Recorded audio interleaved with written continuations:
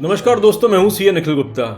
GST में सबसे बड़ा फायदा GST amnesty scheme financial year 17-18, 18-19 and 19-20। अगर इस केस में आपके पास में कोई नोटिस आया है इन ईयर्स के लिए या कोई आपके अगेंस्ट ऑर्डर पास हो गया है तो अब आपके लिए बहुत बड़ा बेनिफिट है।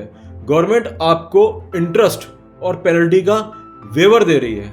फ्रेंड्स, ये कोई छोटा मोटा बेनिफिट नहीं है।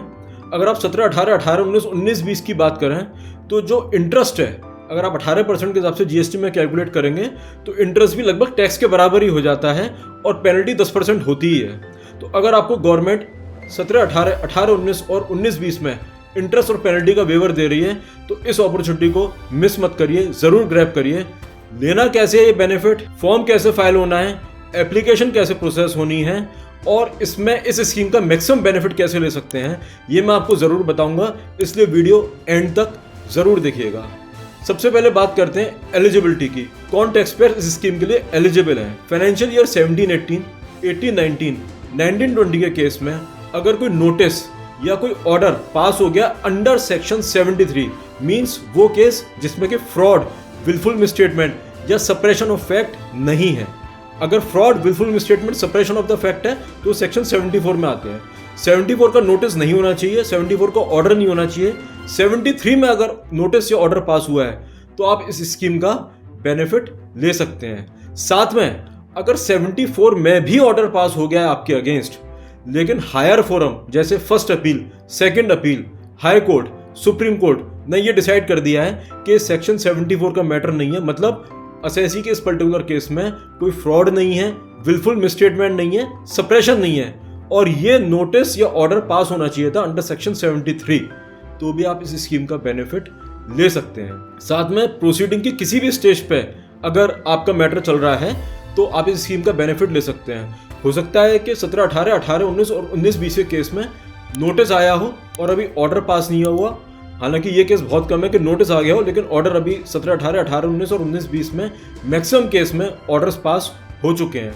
तो नोटिस आ गया हो, ऑर्डर पास नहीं हुआ या फिर टैक्स ऑफिसर ने ऑर्डर पास कर दिया हो, आप इस स्कीम का बेनिफिट ले सकते हैं। या फिर आप उस ऑर्डर के अगेंस्ट अपील में चले गए, फर्स्ट अपील में चले गए हो और अभी अपील ने ऑर्डर पास नहीं किया है तो भी इसका बेनिफिट लिया जा सकता है।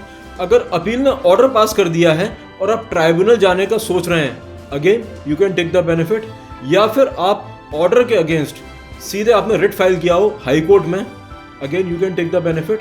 या आपने SLP, special leave petition file किया हो सुप्रीम कोर्ट में, again. Now coming to payment of tax, means हम इस स्कीम के लिए एलिजिबल तो हैं लेकिन टैक्स का, क्योंकि मैंने बोला कि टैक्स का पेमेंट करना है, इंटरेस्ट पेनल्टी का वेवर मिल जाएगा, वो कैसे करना है। आपको 31 मार्च 2025 मींस 31 मार्च 2025 तक टैक्स का पूरा पेमेंट कर देना है।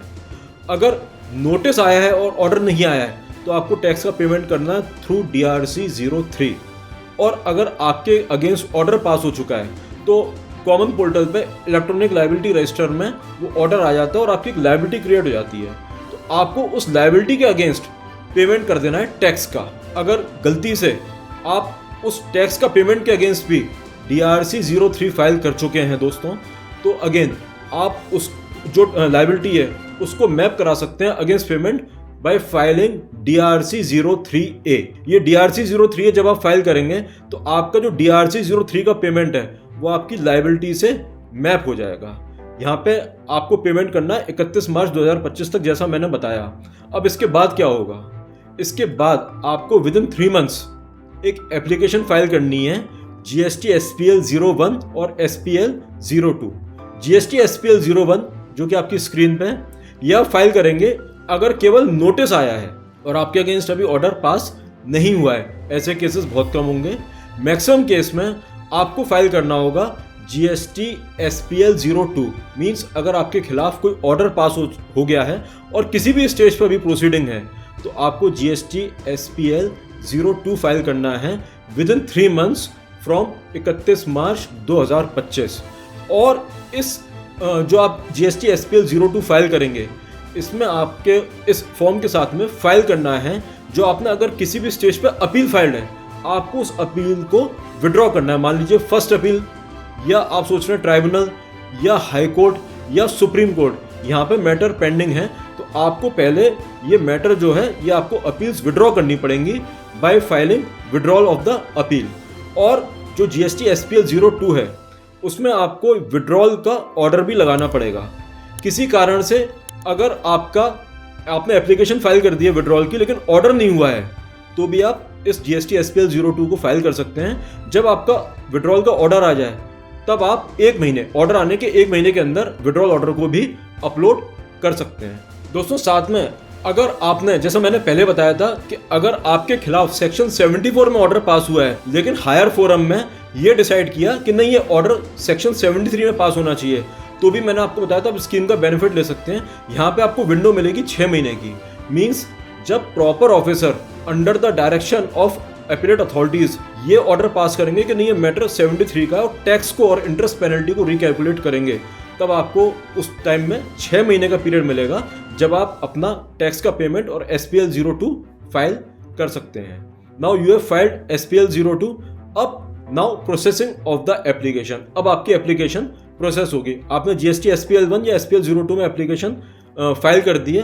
अब प्रॉपर ऑफिसर आपकी एप्लीकेशन को प्रोसेस करेंगे। अगर प्रॉपर ऑफिसर को लगता है कि नहीं एप्लीकेशन सही फाइल की गई है तो वो ऑर्डर पास कर देंगे GST SPL 05 में। मीन्स आपकी एप्लीकेशन को अप्रूव कर देंगे और आपकी लायबिलिटी में से इंटरेस्ट पेनल्टी हट जाएगा और आपको केवल टैक्स का जो आपने पेमेंट किया है दैट विल बी अग्रीड, वो एक्सेप्ट किया जाएगा। लेकिन अगर ऑफिसर को लगता है कि नहीं you are not eligible for filing SPL 02 या SPL 01 या 02 आपने गलत फाइल किया है, then they will issue a notice for rejection of your form under SPL 03। ये आपके SPL 01 या 02 फाइल करने के 3 महीने के अंदर ऑफिसर आपको SPL 03 इशू कर सकते हैं। आपको SPL 04 में रिप्लाई करना है और इसके लिए आपको 1 महीने का समय मिलेगा। आपके रिप्लाई से अगर ऑफिसर सेटिस्फाई होते हैं तो वो SPL 05 इशू कर देंगे, आपकी एप्लीकेशन एक्सेप्ट कर लेंगे। लेकिन अगर उन्हें लगता है कि नहीं ये एप्लीकेशन सही नहीं है, it is liable to be rejected, तो वो ऑर्डर पास करेंगे SPL 07 में where he will reject your application. अब यहाँ से आपके पास 2 रास्ते हैं, या तो आप उस SPL 07 के खिलाफ अपील फाइल कर रहे हैं या फिर आप उसे एक्सेप्ट करते हैं। अगर आप उस SPL 07 के खिलाफ अपील फाइल करते हैं तो एपीलेट अथॉरिटी ये डिसाइड करेगा कि क्या आपने फॉर्म सही भरा था या ऑफिसर का एक्शन सही है। अगर उन्हें लगता है कि आपने फॉर्म सही भरा था and you are entitled for the benefit, तो वो SPL 06 में अपना ऑर्डर पास करेंगे और ऑफिसर को डायरेक्ट करेंगे कि नहीं इन्होंने जो फॉर्म भरा है वो सही है and he is entitled for the benefit. लेकिन अगर आपकी एप्लीकेशन वहाँ पर भी रिजेक्ट हो जाती है, मीन्स अपील भी डिसाइड कर देता है कि नहीं आप इस बेनिफिट के लिए एंटाइटल्ड नहीं है, तो फिर मुश्किल है। जो मैंने सेकंड ऑप्शन बताया, आपका अपील जो SPL 02 रिजेक्ट हो गया बाय SPL 07। अब सेकंड ऑप्शन ये है कि आप ये मानते हैं कि अब मेरे को इस SPL का फ़ायदा नहीं लेना है, ठीक है रिजेक्ट हो गया कोई बात नहीं, तो आप GST SPL 08 करके विड्रॉल फाइल करेंगे और आप ये फाइल करेंगे कि अब मैं इस ऑर्डर के अगेंस्ट SPL 07 के अगेंस्ट कोई भी अपील फाइल नहीं करूंगा। इन दैट केस जो आपकी ओरिजिनल अपील थी जो अभी आपने विड्रॉ किया था at the time of filing SPL 02 वो वापस रिस्टोर हो जाएगी फ्रेंड्स। तो ये स्कीम बहुत अच्छी है, इसका मैक्सिमम लोगों को ज़रूर बेनिफिट लेना चाहिए जिससे कि केवल टैक्स पेमेंट के लिए काम हो जाए और इंटरेस्ट और पेनल्टी का वेवर मिल जाए। नाउ सम की पॉइंट्स। पहला पॉइंट, आपको टैक्स का पेमेंट जो है आप ITC से भी कर सकते हैं। कुछ पेमेंट्स ऐसे होते हैं जहाँ पे कैश से आपको भुगतान करना जरूरी होता है, जैसे रिवर्स चार्ज, वहाँ पे तो आपको कैश में पेमेंट करना पड़ेगा, लेकिन आप टैक्स का पेमेंट ITC से कर सकते हैं। सेकंड पॉइंट, अगर नोटिस में मल्टी पीरियड है, नोटिस में कई पीरियड कवर्ड हैं, तो आपको पूरा टैक्स का पेमेंट हर पीरियड का करना पड़ेगा। आप ऐसा नहीं कर सकते कि कुछ के लिए आप SPL 02 फाइल कर दें और कुछ के लिए आप अपील फाइल कर दें, ऐसा नहीं हो सकता।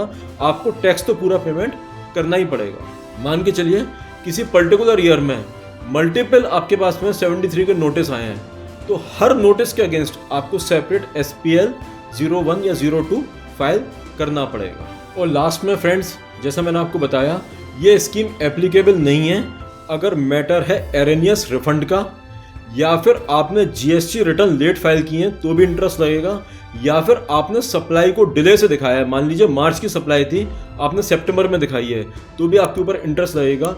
इन केसेस में आप इस स्कीम का बेनिफिट नहीं ले सकते हैं। तो आई होप ये स्कीम मैंने आपको जो समझाई है आप इसका मैक्सिमम बेनिफिट लेंगे और अपने फ्रेंड्स और रिलेटिव्स के साथ भी इस वीडियो को ज़रूर शेयर करिएगा, ताकि जो जीएसटी ने इतना इंपॉर्टेंट और इतना अच्छा बेनिफिट दिया है इसको आपके जो फ्रेंड्स हैं वो भी यूज़ कर पाएँ। Thank you.